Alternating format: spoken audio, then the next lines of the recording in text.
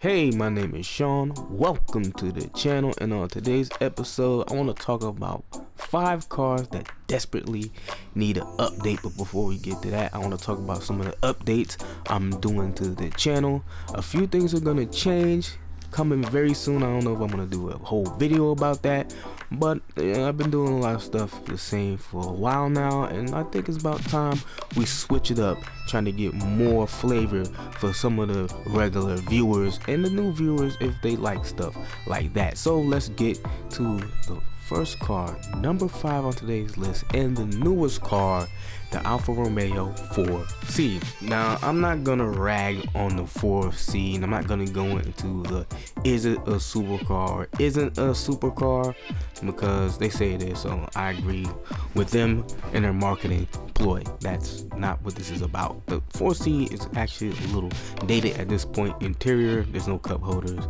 Exterior, car looks great. I think it could be a little longer. It's a little short to me, a little chubby. And the bonnet, the hood, probably needs to open up because there's no frunk on this car. Even though it's mid-engine, this is a once-in-a-while driver, not even a weekend car. And it's a shame because now this car has stiff competition in the new Toyota Supra and the C8. This is really a once-in-a-while driver, not even a weekend driver. And now it has stiff competition from the new Toyota Supra and the C8 Corvette, which is in the same price bracket as this car, which I think is hurting the value of this car now. And I think Alfa Romeo needs to do a refresh, a repackaging, or come out with a new model to really put some life so this car can start selling as it should. The next car I think needs an update, and this is probably going to be the most controversial car on today's list. I don't even care. And it's the only supercar, as far as I'm concerned, on today's list, regardless of what I said about the Alfa Romeo. The Lamborghini Aventador. The Aventador is Lamborghini's flagship sports car, and it's probably the worst car they make today. It has a clunky single clutch 7-speed gearbox that needs to be replaced ASAP. And some people might not realize this, but the car is 9 years old. It came out in 2011. And I think the reason why Lamborghini hasn't really replaced the Aventador is because they keep selling its limited production offshoots, Centenario, Veneno, and the new one that's coming out, the CN-FKP37. And as long as Lamborghini Audi is selling these cars, they're not going to change anything. There won't be a new Aventador replacement for a long time, as far as I can see. Next, we have the Jaguar F-Type, and I think this is where things get a little less controversy, because I do believe that it's time for the F-Type to either get a new model, not even a refresh. I think can save this car, because the F-Type is quite expensive, and back when it first came out, the V8 version was one of the most powerful cars you can get for the money, but that was still a lot of money. Even to the day,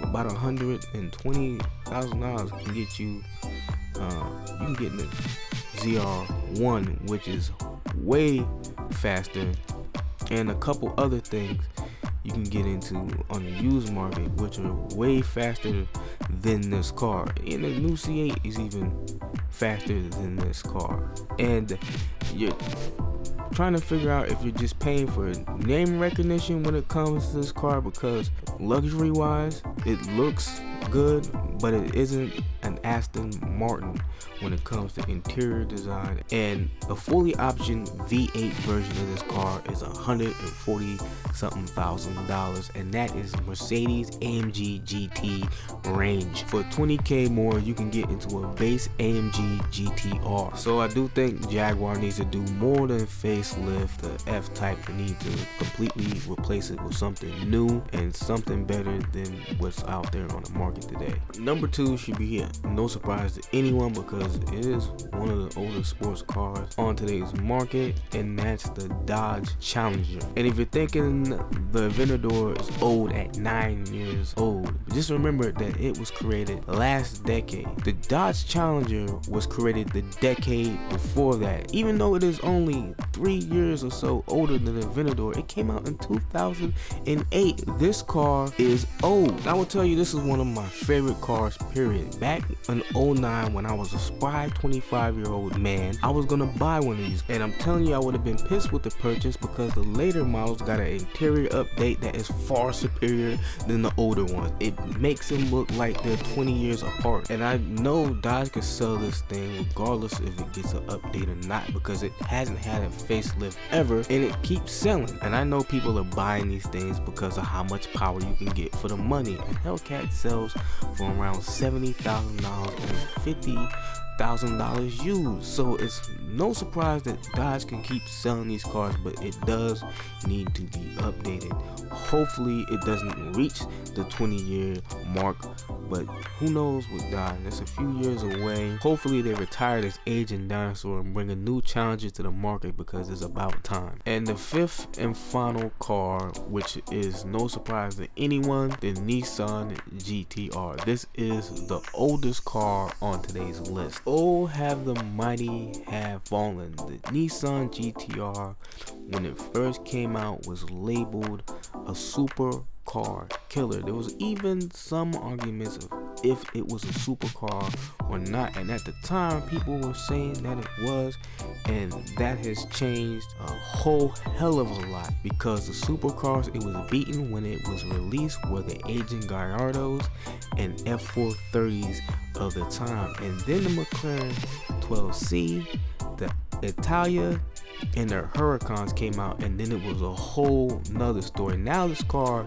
is getting whipped on by Mustangs and Camaros, so you know that the supercar killing moniker has long been swept under the rug. And let's face it, the GTR is overpriced now. The price range it was in back then was cool and fit the segment, but now as it's aged and as it's been surpassed by other cars, the pricing is really outrageous and over the top. Cars not selling as it once was, and that's probably due to so many YouTubers going out and buying a car, devaluing the hell out of them and destroying them even for the second hand market. Nobody wants this GTR. The stigma behind it is really crushing its value. I think it's about time Nissan did away with the GTR. It doesn't need another facelift. It needs a complete replacement. You can reuse the name if that's what you want to do, but please replace this car. It really needs it. Let this one rest. It's done its job. So there you guys have it. 5 cars I believe are in desperate need of replacement. What is some of the cars y'all think need to be replaced? They don't even have to be old. They could be brand new pieces of garbage or something that you don't even like. Tell me in the comments below. Hope you guys are doing all right out there in these trying times. Stuff is still crazy, and we won't make it through. Just, think of your neighbors as always. Practice social distancing and stay safe, please. And if you like the video, like the video. If you dislike the video, dislike the video. If you want to see what I got planned next, come see what I got planned next. Got a lot of stuff for this channel. Really want you guys to be there with me. With that said, I'll catch you later.